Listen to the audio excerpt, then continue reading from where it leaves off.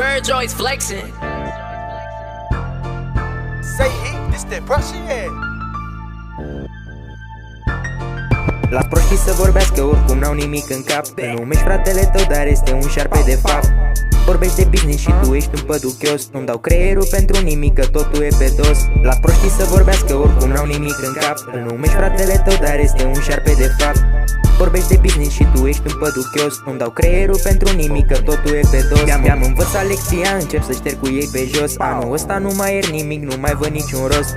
Multe au fost pe dos, am încercat să le întorc. Mintea jucat ceva cu mine și nu mă mișcam din loc. Sunt în concurs cu mine, eu cu ăștia nu mă întrec. O dați pe lângă, vine o pizdă, îi dau check. Mulți roboți pe treabă, verifică-ți autotunul.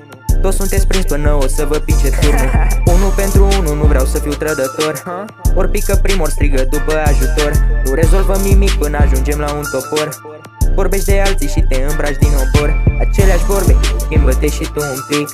Încă de mic am învățat să mă ridic. Un piciorul drept în față, în cartier crescut de mic. Papă căcat în continuare, eu de nimeni nu m-am ferit. Orice de cartier invidiază cât dorești. Nu ai niciun profit, atenția doar o cerșești. Tragem la țintă scoruri mari, scorul mic îl primești. Când mă voi urca pe scenă ca prostul o să privești. Îmi calculez situația, nu mă las lap și păcălit. Te-a rănit o trotinetă, ți-a spus că are iubit. Te-a mințit tot timpul ăsta, zici că ai fost un copil mic. Mulți invidioși pe mine și nu le-am făcut nimic.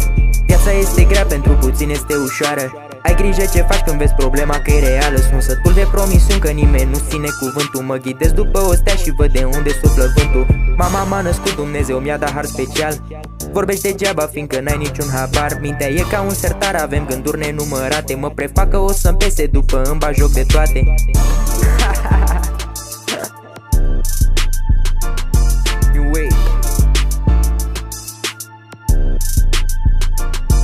Las proștii să vorbească, oricum n-au nimic în cap. Îl numești fratele tău, dar este un șarpe de fapt.